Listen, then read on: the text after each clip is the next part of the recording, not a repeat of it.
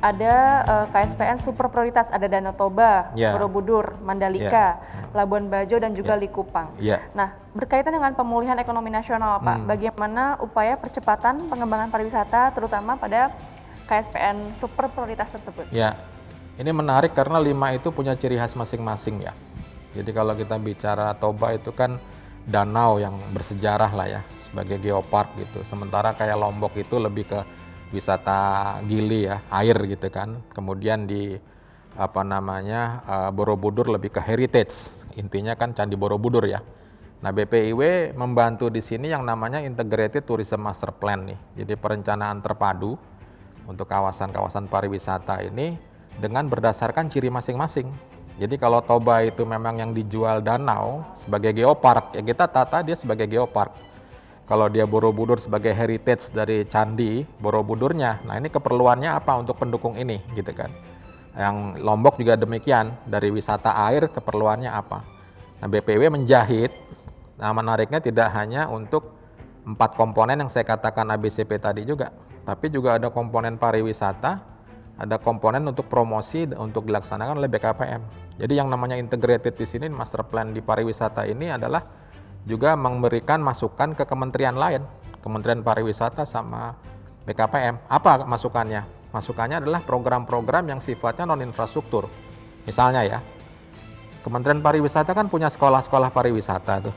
Ya nggak? Ya kita usulkan dong nanti tenaga ataupun pekerja untuk perhotelan, pekerja untuk di rumah makan dan sebagainya, travel agent, itu mungkin dari Kementerian Pariwisata ikut berperan.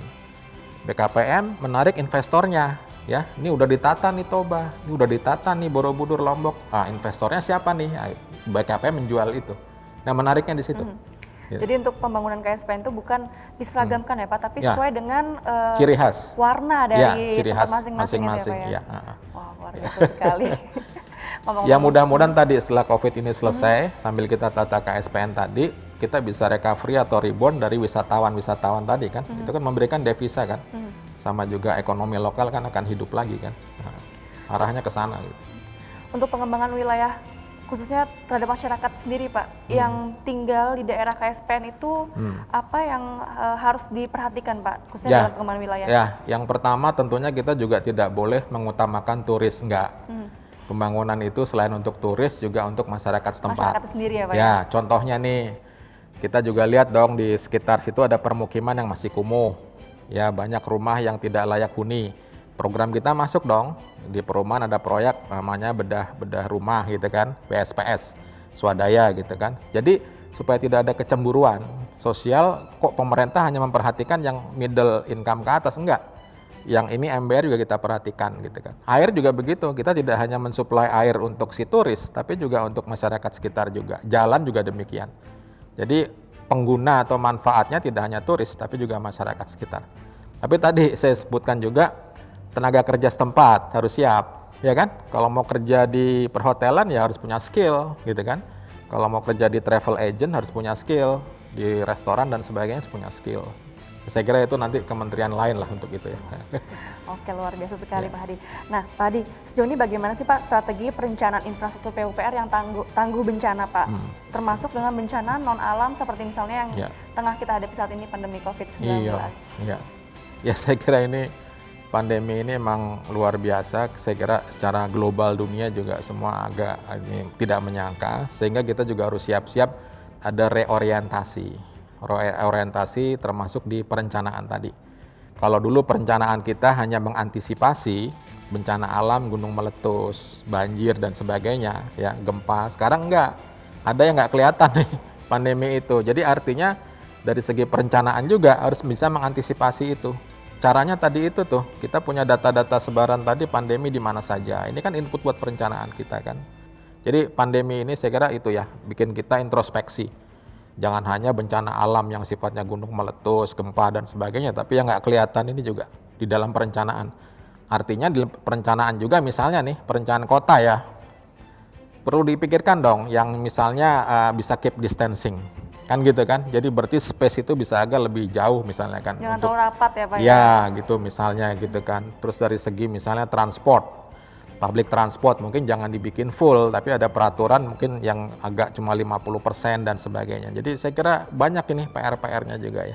Sesuai dengan pesan Presiden ya Pak, ya. momen ini menjadi momentum. Untuk merefleksikan dan merancang kebijakan ya, ya saya Pak, setuju itu, momentum itu, ya betul. Pak, sebenarnya lebih sulit merancang kota atau perdesaan sih Pak? Saya kira sama aja, karena dua-dua potensinya juga besar. Kan kita kalau dibicara teori ya, urbanisasi itu ada push factor sama pull factor. Push itu artinya didorong, pull itu tarik kan. Nah kota ini pull ya, daya tarik. Nah desa ini push, daya dorong.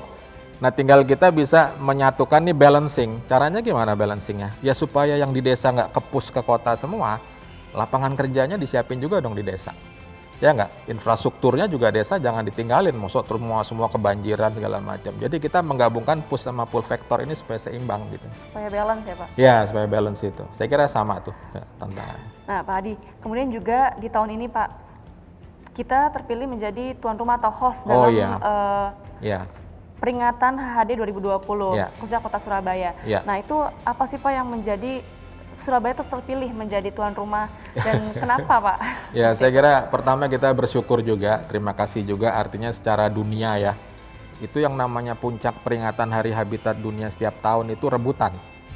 Sedunia nih, ada Rusia, ada Amerika, ada Eropa, Australia karena dan sebagainya. Karena mereka yang membanggakan kotanya ya Pak? Iya, karena mereka pasti di saya dong kan gitu. Tapi kan dicek prestasinya apa gitu kan. Nah, berarti terpilihnya itu alhamdulillah ada prestasi di situ begitu kan. Ya kita tahu lah Surabaya juga jadi lebih hijau gitu kan, lebih tertib dan sebagainya. Jadi ini suatu event yang bagus juga buat kita, bersyukur juga sekaligus memberi contoh kota-kota lain, ayo dong bisa seperti Surabaya ya. Tapi Surabaya juga ini nggak instan, karena sebelum ada Hari Habitat, konferensi Habitat 3 tuh, yang di Ekuador, Quito itu, Surabaya juga udah menjadi tempat untuk yang namanya preparatory conference-nya juga. Jadi sebelum ada Habitat 3 Conference di Ekuador, Quito, ada 3 tuh preparatory conference. Surabaya, New York, sama Nairobi, Kenya. Jadi ini udah kepilihnya Surabaya udah dari dulu nih. Nah sekarang hasilnya kelihatan gitu kan. Jadi saya kira ini bagus. Tapi kalau bisa cambuk nih buat semua kota yang lain. Jangan Surabaya lagi kan. Ayo dong yang misalnya Semarang atau yang mana gitu ya. Bisa bagus gitu kan. Saya kira itu jadi cambuk ya buat kita semua. Jadi untuk sebagai awal nih Pak, untuk memberikan contoh kepada daerah-daerah lain di Indonesia ya Pak, ya, bahwa kita bisa memberikan contoh kepada masyarakat atau kota-kota lain di negara lain ya Pak ya di dunia. Ya, tapi UN Habitat juga bagus ya, dia selain memberikan reward berupa tempat peringatan tadi, dia ada namanya Scroll of Honor tuh, jadi penghargaan. Nah ini setiap tahun bisa ada 5 yang dikasih penghargaan, misalnya ya ada proyek sesuatu yang menangani kumuh secara berhasil gitu. Itu bisa tuh, jadi nggak hanya ketempatan kota, tapi juga ada reward yang Scroll of Honor ini tadi itu. Mungkin untuk ini Pak, informasi kepada pemirsa yang sedang menonton saat ini Pak, sahabat PUPR, bisa nggak ya kota saya itu menang? Nah kira-kira kalau untuk Surabaya nih Pak, clue, kenapa sih Pak Surabaya bisa menang? Itu ada inovasi apa Pak yang menjadi suatu unggulan? Yang jelas kelihatan kan lebih green ya, sebagai green city ya. Itu Bu Wali Kotanya kan sangat gencar membuat taman kan. Di mana-mana taman, bahkan kalau dirusakin marah besar.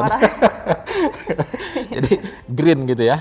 Yang kedua smart tuh pemanfaatan teknologinya. Itu si Ibu Wali Kota itu punya satu command center ya, di mana dia bisa memonitor lampu merah mana yang macet gitu kan, secara teknologi itu. Dia pasang CCTV di mana-mana kan. Yang lain smart lain adalah wifi, internet. Di taman-taman dia kasih gitu kan. Jadi ya kalau bisa menirulah seperti itu, bisa green, bisa smart gitu ya, sustainable artinya bisa jangka panjang gitu. Nah ini kalau bisa kota-kota lain meniru seperti itu gitu ya, perpaduan green tadi, smart tadi sama sustainable. Nah kuncinya juga masyarakatnya nih. Bisa, ya Pak ya? Iya, bisa memelihara itu nggak, nanti kalau udah bagus-bagus, toto besok udah dirusak misalnya gimana, harus dirawat juga kan. Jadi sustainable itu ada peran masyarakat di situ, bisa menjaga itu kan. Jadi bukan hanya dari Pemdanya tapi juga masyarakatnya memiliki keinginan untuk merawat kotanya Pak, tempatnya tinggal. Betul, saya kira itu. Kita juga kalau lihat ada beberapa yang kumuh gitu, kalau masyarakatnya bisa care ya, dimulai dari kampungnya sendiri sebenarnya bisa kan. Jangan buang sampah sembarangan, ya kan? Drainasenya supaya nggak banjir, ya mungkin sering-sering dibersihkan dan sebagainya. Kerja bakti ya Pak. Iya, jadi Bulan, masyarakat gitu. punya kunci di situ kan. Nah tuh masyarakat memiliki kunci nih pesan Pak Hadi Nah, ya. adik-adik sahabat PUPR di tempat kediaman masing-masing nih. Nah, coba mulai dari situ kan, ya nggak? Ya, saya kira itu. Mulai dari yang paling kecil, mulai dari diri sendiri dan Terus, ini juga ya, ya Pak ya. sampai kota, sampai negara gitu kan, ya kan? Nah, Pak Hadi, kemudian juga ke depannya nih Pak, kira-kira apa sih Pak strategi untuk mensinergikan Pak berbagai stakeholder dalam pengembangan wilayah, khususnya di bidang infrastruktur PUPR? Ya. Yang tadi saya sempat katakan kan kita harus berkoordinasi sinergi itu di pusat dengan antar kementerian gitu kan, dengan Bappenas, Kementerian Pariwisata dan sebagainya. Ke bawah kita dengan pemerintah provinsi dan kabupaten kota. Jadi kuncinya forum ya, FGD, konsultasi regional yang teman-teman BPIW laksanakan setiap tahun, itulah ajang untuk menemukan top down sama bottom up tuh. Pusat punya kebijakan program apa, daerah butuhnya apa. Jadi saya kira ke depan ya, model seperti ini nih antara perpaduan top down sama bottom up ini bagus sekali. Jadi jangan hanya satu aja dari atas, jangan hanya dari bawah aja nuntut gitu kan, tapi bisa memadukan ini gitu. Itu akan jadi bagus programnya karena milik bersama kan. Pusatnya mendukung, daerahnya mendukung, ya udah kita laksanakan. Jadi tantangannya ke depan adalah itu ya. Antara top down sama bottom up kita ketemukan di situ gitu. Contohnya tadi konsultasi regional. Ya, saya kira itu. Dan menariknya sekarang kita lebih banyak pakai daring nih. Ya enggak? Oh iya betul ya, Pak, ya karena pandemi ini ya Pak ya, iya, beralih jadi betul. semakin cepat 4.0 nih Pak. Iya itu, jadi saya kira koordinasi sinkronisasi segala macam sekarang ya kita lakukan melalui itu. Kita udah coba, kemarin teman-teman BPIB juga udah coba dengan lokasi yang jauh gitu ya, kita pakai video conference. Nah ini menarik Pak, apakah dengan perubahan gaya nih Pak, dari awalnya mungkin kita setiap ada pembahasan tatap muka menjadi sekarang tuh lebih ke video conference atau daring, itu apakah ada kesulitan Pak dalam perumusan kebijakan? Dari segi manfaat lebih bagus, lebih cepat. Tapi dukungan, jaringan menjadi penting. Ya, jangan sampai kita udah asik-asik diskusi, tes putus gitu kan. Ya makanya. Jadi segi manfaat cepat ya. Tapi tadi dukungan teknologi, dukungan infokom, komunikasi menjadi penting itu. Stabil internetnya segala macam gitu ya. Dan saya kira nggak usah berbondong-bondong jadinya kan. Jadi misalnya ada dari Sulawesi Selatan misalnya gitu kan. Ya mereka bisa kumpul di tempat mereka, nggak harus semua ke Jakarta kan gitu ya. Pak Hadi, mungkin ini sebagai pertanyaan pamungkas nih Pak. Kira-kira menurut Bapak nih Pak, kedepannya untuk Indonesia sendiri kita mau seperti apa Pak? Dan juga pesan untuk pemerintah khususnya pusat maupun pemerintah mungkin provinsi apa ya dalam mensinergikan pembangunan kota untuk KHD 2021 Pak? Ya, saya kira semua tujuannya harus sama ya. Tujuan kita adalah Indonesia maju. Nah caranya adalah semua terlibat itu tadi sesuai peran masing-masing. Kita di pusat udah punya peran ya, provinsi juga harus berperan sesuai dengan tupoksinya, kabupaten kota dan tadi juga sampai ke masyarakatnya, sampai swastanya dan sebagainya. Jadi artinya inklusif tadi tetap dijaga kebersamaan. Nah teman-teman nih adik-adik di sahabat PUPR di unitnya masing-masing berperan itu kan, yang di Cipta Karya, di Bina Marga, SDA Perumahan. Ayo dong. Kita improvisasi gitu kan, punya ide-ide apa untuk mengembangkan kota, perbatasan, wilayah dan sebagainya gitu ya. Dengan program-program yang lebih up to date. Tadi yang saya katakan misalnya lebih sustainable, green ya dan sebagainya. Nah ini teman-teman ditantang untuk itu sekarang, teman-teman di UNOR masing-masing ya. Nah.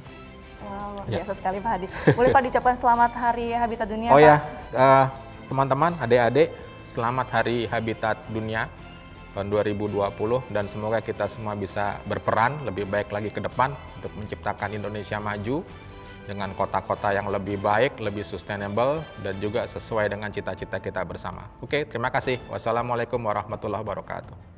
Terima kasih banyak Pak Hadi. Semoga program Bapak lancar terus ya Pak, semakin sukses dan tentunya paling penting selalu sehat Pak. Amin, amin, amin. Terima kasih ya Saskia ya. Sama-sama Pak. Kasih ya sahabat PPR. Baik, sahabat PPR, terima kasih. Demikianlah perbincangan saya bersama dengan Kepala Badan Pengembangan Infrastruktur Wilayah, Bapak Dr. Hadi Sucahyono. Semoga apa yang telah kami sampaikan dapat bermanfaat bagi Anda. Dan satu yang ingin saya highlight dari apa yang telah Bapak Hadi sampaikan adalah peringatan ini dapat menjadi refleksi bagi kita semua bahwa kita semua memiliki tanggung jawab yang sama untuk keberlangsungan kota dan juga tempat kita tinggal di masa depan. Ya baik, terima kasih sahabat PUPR, saksikan terus program PUPR TV lainnya dan juga bisa follow sosial media Kementerian PUPR. Saya Saskia pamit, Assalamualaikum warahmatullahi wabarakatuh, sampai jumpa. Waalaikumsalam. Terima kasih.